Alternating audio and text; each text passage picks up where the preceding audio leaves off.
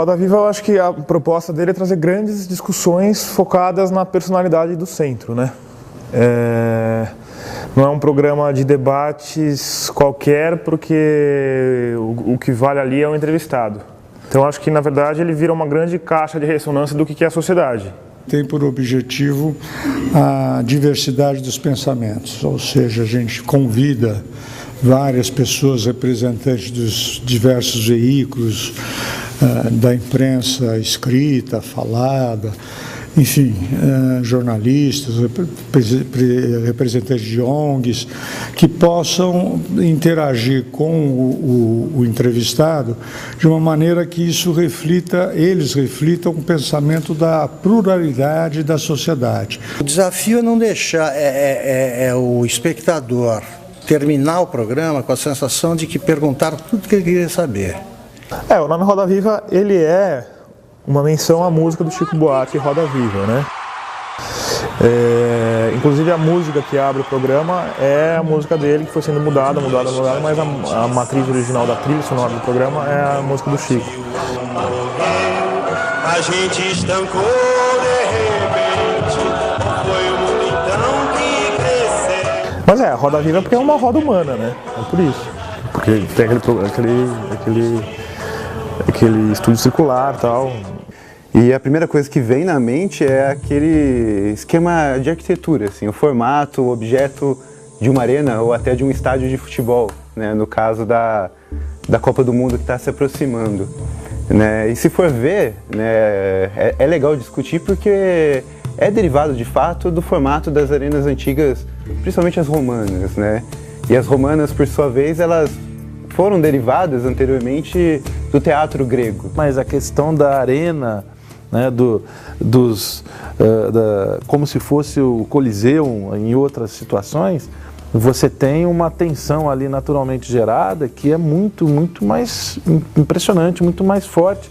Mas ao mesmo tempo, ela acaba talvez até criando, embora tenha essa tensão, essa pressão, mas ele também tem uma coisa de acolhimento. O convidado ficou ouvindo perguntas pelas costas, uma fuzilharia, ele tem que girar, e era mais funda a arena, então você ficava numa posição de inferioridade absurda, o entrevistado. E isso é exatamente para mostrar que o entrevistado está em inferioridade com relação ao pensamento da população, ou seja, aqueles entrevistadores representam a população e a pessoa está ali, vamos dizer, diante da população prestando contas da sua conduta. Tarso estava mais desinibido porque é a quinta vez que ele vem. Quem vem pela primeira fica assustado. Fica assustado, porque se você sentar ali, você começa a ver, o mundo fica maior, né? Eu acho que isso também é uma coisa muito forte que potencializa a entrevista. Talvez de outro formato não saíssem algumas coisas, mas ao mesmo tempo você cria as duas tensões, né? A tensão de enfrentamento e de acolhimento.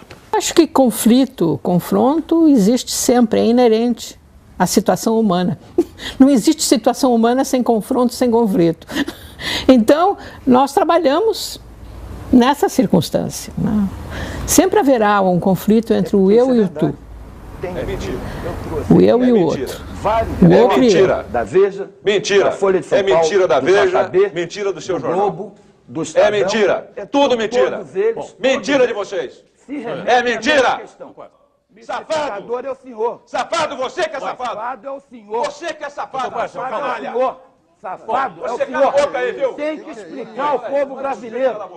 Xavier, por favor. E televisão é um negócio que realmente inibe, o político mais desinibido que existe, numa entrevista pergunta e resposta, quando você traz para a televisão e a luz acende, ele fica travado. Isso acontece com todo mundo, aliás, os próprios jornalistas ficam. Eu começo, sento, fico nervoso mesmo, quero agradecer o carinho, o afago, a paciência que vocês tiveram comigo. Tudo depende da história do indivíduo, o meio que ele foi inserido na vida dele e foi o qual formou a personalidade dele. Agora, a maioria dos casos e das pessoas, costuma sim ficar inibida frente ao público. E isso gera um certo receio ao responder, um certo conflito psíquico mesmo. O córtex, que é uma parte da frente do cérebro e que gera cognição, estimula pensamentos e o raciocínio, acaba sendo um pouco inibido. Como em geral os entrevistados são escolados, né, na política, estão acostumados a enfrentar todas as situações. Isso acho que não altera. Quando o sujeito é um sujeito de imposição, como foi o Cid no programa da semana passada, né? Ele dominou a cena. Quando é uma pessoa tímida, raramente é uma pessoa tímida, porque não chamam para a arena pessoas anônimas, né? Do cotidiano, né? Só figurões, né? Então o figurão está escolarizado nessa cena. Dificilmente ele vai se intimidar, pelo contrário, ele vai entrar numa luta para subir ao plano de centralidade do programa, né? Porque afinal ele é a centralidade.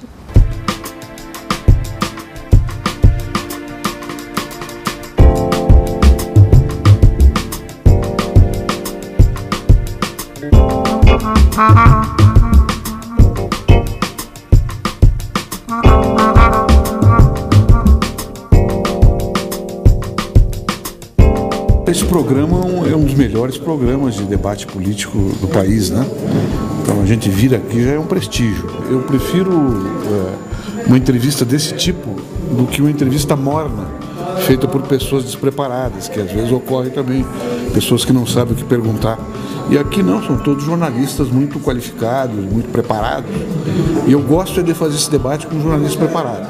E não tenho nenhum temor de fazer, porque eu tenho uma certa experiência também em como tratá-los. O mediador é o principal responsável por isso. É ele que conduz. Mas você depende dos entrevistadores. E do entrevistado. Mais importante, frequentemente a pergunta é mais importante que o entrevistado. Porque senão você não consegue obrigar o sujeito a responder. Leitura do âncora como uma figura impositiva, uma figura que se sobrepõe ao entrevistado, é histórico, né, no nosso meio, né, existe há muito tempo, né. Então no Roda Viva isso também aflora, né. O ensino médio recebe 977,05, é isso? Mais um. Por que o senhor não aplica a lei que o senhor criou? Agora, se não aflora dessa maneira, como vocês detectaram, aflora também de outra, que é a imposição de uma certa ironia, de uma certa avaliação crítica, né? um gesto de boca, assim, facial. A gente vê muito essa presença impositiva, né? Eu digo autoritária do jornalista, né? Agora, uma mediação autoral não significa uma mediação autoritária. É uma mediação que respeita e tem curiosidade de captar, né, de uma maneira plural o que os outros estão pensando, ou fazendo, ou se comportando, e harmonizar, do ponto de vista de uma narrativa, essas contradições, essas pluralidades, numa fluência interrogativa e não numa fluência afirmativa, judicativa.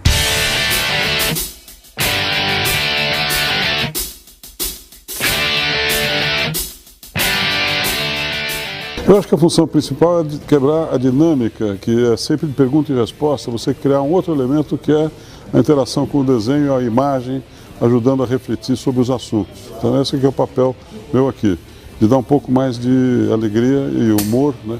E também de quebrar um pouco a monotonia da pergunta e resposta. O Roda Viva trouxe essa característica com esse trabalho maravilhoso que o Paulo Caruso faz, de ampliar ainda mais natureza visual da charge, que é a natureza da televisão também, mas de uma forma muito mais instantânea, muito mais imediata. E aí, eu fico relaxado aqui, porque primeiro eu não estou tendo que fazer pergunta, eu não tenho confronto direto.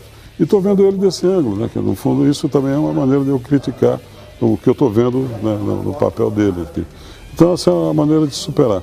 Eu acho que a mola principal é o seguinte: nós, humoristas, desenhistas, caricaturistas, não nos levamos muito a sério. Tá? E se você não se leva a sério, os outros menos ainda.